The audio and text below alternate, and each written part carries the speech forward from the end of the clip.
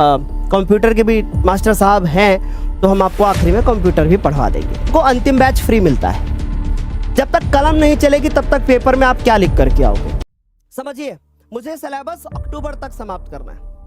Rank 1 का कहना है कि मुझे सिलेबस जो है वो नवंबर में खत्म करना है। अब मैंने आपको बातें बताई, आपको चूज करना है कि आप किधर जाते हो, है ना। समझ रहे हो मेरी बात।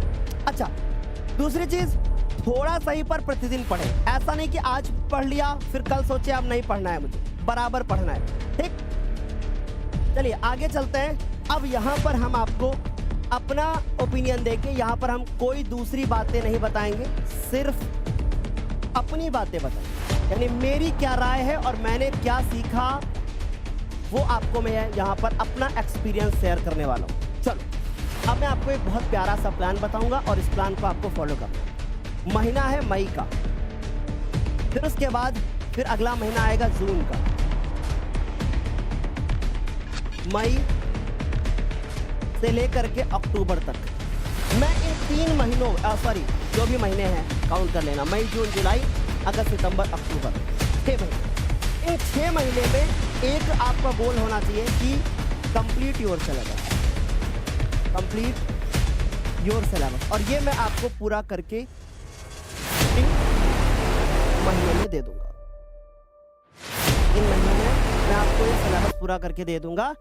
और फाइनल डेट है 31 अक्टूबर। 31 अक्टूबर तक जो कि सिलेबस पूरा हो जाएगा आपका। ठीक, कौन कौन से सब्जेक्ट का? हिंदी,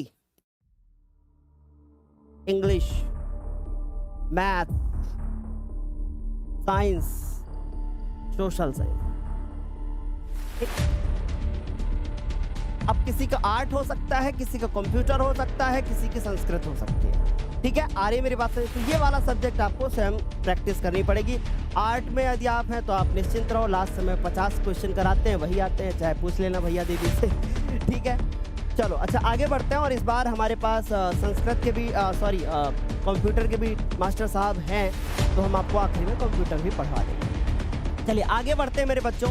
अब आता है हमारे पास बहुत सिंपल सा प्लान है और इस प्लान को जिसने फॉलो कर लिया वही टॉपर बन गया। बहुत सिंपल सा प्लान है हमारे पास। अब उसके बाद आता है हमारे पास नवंबर और दिसंबर। नवंबर और दिसंबर में हमारे पास हर साल एक बैच आता है जिसका नाम होता है अंतिम बैच। अंतिम बैच होता है, ठीक। और ये मई से अक्टूबर तक जो बैच चलता है शक्ति बैच होता है। शक्ति बैच वाले बच्चों को अंतिम बैच फ्री मिलता है।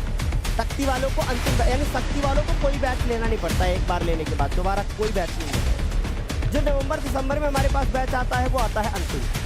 अब जब अंतिम बैच आता है तो एक रिवीजन बैच होता है और इसमें हम लोग क्या करते हैं, रिवीजन। और ये रिवीजन कैसा रिवीजन होता है? ये रिवीजन होता है एक 1 शॉट टाइम। तो हम पूरे सिलेबस को एक बड़ी बड़ी क्लासेस के माध्यम से कंप्लीट करते हैं। 4 घंटे की क्लास, 5 घंटे की क्लासेस हम लोग करते हैं, ठीक। फिर उसके बाद आगे बढ़ते हैं बच्चों, जो कि आपको करना है। फिर आगे बढ़ते हैं। अब आता है हमारे पास अगला जो कि होता है जनवरी।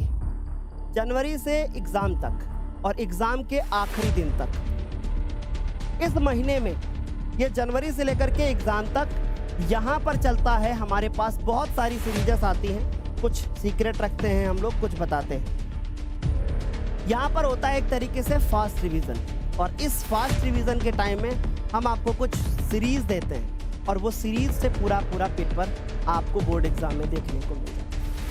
और वो पेपर देखने को इसीलिए मिलता है क्योंकि वो पेपर इसीलिए देखने को मिलता है क्योंकि पढ़ाया जाता है बच्चों को, बच्चे मेहनत करने वाले हैं। तो आई होप ये बात आपको समझ में आ रही होगी। और यही प्लान आपको फॉलो करना है कि सबसे पहले आपको सिलेबस पूरा करना है, फिर उसके बाद आपको एक रिवीजन करना है, फिर आपको ये चीज़ें आखिरी में कंप्लीट करना है। फिर आगे बढ़ेंगे बच्चों। अब मन में एक सवाल आता है कि नोट्स,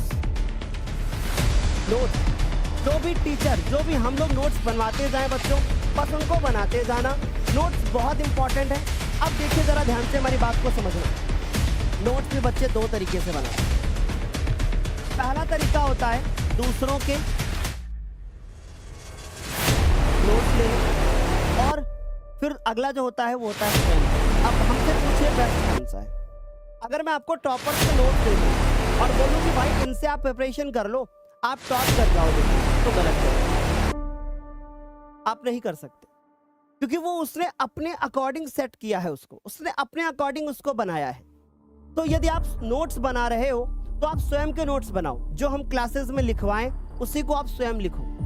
अगर आप ये करोगे कि आपको मैं प्रिंटेबल फॉर्मेट में दे दूं नोट्स और बोलूं कि जाओ भाई आप इनको प्रिंट करा लो, तो गलत है। जब तक कलम नहीं चलेगी तब तक पेपर में आप क्या लिख करके आओगे, है ना। तो याद रखना कि नोट्स दूसरों के नहीं बल्कि स्वयं के बनाना ज़्यादा बेहतर है, और आप बड़ा समय है, आप आराम से बना सकते हो।